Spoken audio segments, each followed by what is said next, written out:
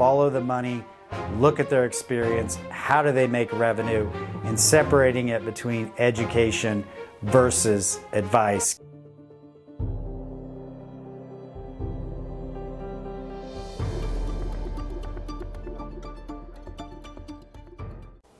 Welcome back. This is Nathan with Independence Money. Today's topic, YouTube. Is it a tool or a trick? What is the difference between education and advice? So, in grand irony, I was planning this topic and actually kind of built in my bullet points when right before I was set to film this, I had a call from a viewer that has been a longtime subscriber. So thank you. We appreciate it when you subscribe. It helps us out a bunch. If you haven't done it yet, please take a simple minute and click that subscribe button. But he's been watching this for a while, and he took advantage of so many times I give out my email, team@independence-money.com, because I don't know you. If you're just watching this video, I don't know your situation. But if you want to book a complimentary call, I'd love to hear about it. And he was talking about some of the other people that he watches on his YouTube subscription list and some of the things they had said. And oftentimes I get these calls a lot, and it is, concerning where somebody says, well, I cashed out of this and did that with the money, or I sold all of this and did that with the money. And I ask them, where'd you find that out from? And it was from a YouTube channel or a podcast similar to this one that was giving advice. And that is the nature of this video. Is advice is one-on-one when a professional, hopefully a licensed professional, knows your individual situation, where education is to the general public. That's why I always say this is educational content, not advice. So let me go through a couple of things that will help you protect yourself from making misinformed decisions, but also on how to apply the good information that is out there by YouTube and just general social media. So without further ado, let's get started right here. So one of the first things I like to say when it comes to what you watch and who you follow, I always apply the quote from the famous quote from the movie Jerry Maguire. Show me the money, right? I always say follow the money trail. Where does this individual or this influencer, how do they get paid?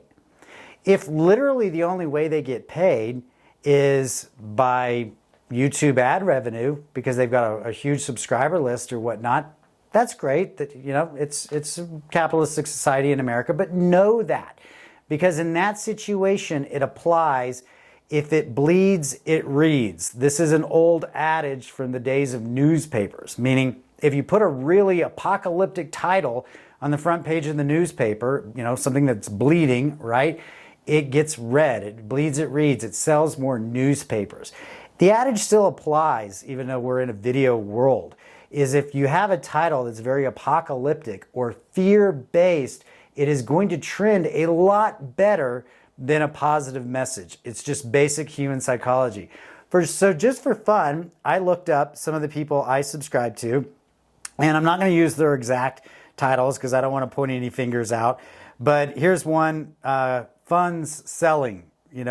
Here is another one, how to protect yourself. Here's another one, it's a storm, massive crisis, sell-off intensifies, or do the banks have your back, etc., etc. Now, some of these people are just content providers.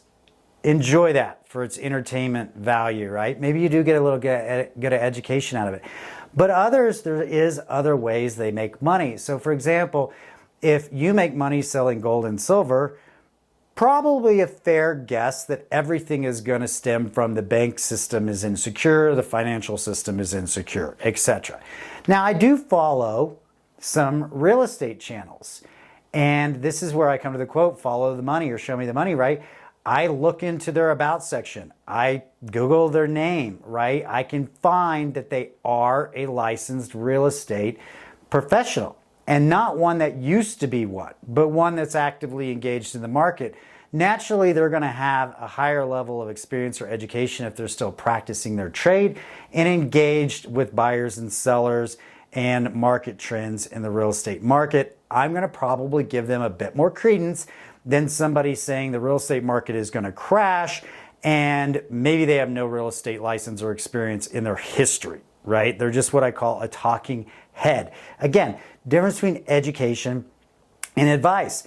And then there's whether they have a license. There are a lot of licensed professionals out there. I follow a channel where the guy was a former tax attorney. Again, a former, I'm going to pay attention to that, but getting a tax legal degree is not an easy feat, right? And he's still plugged in to what's coming out of the IRS. So I'm going to hold that with a different level of credence.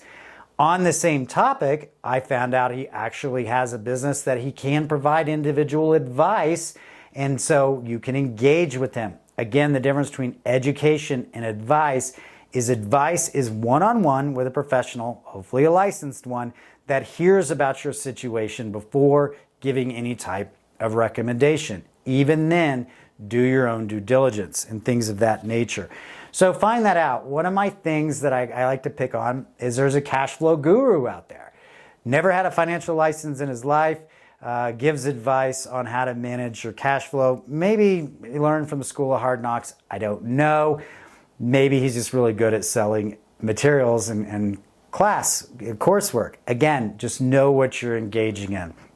That's why if you look at my background and disclosures, I will say I'm a certified tax specialist or I'm a registered licensed financial advisor.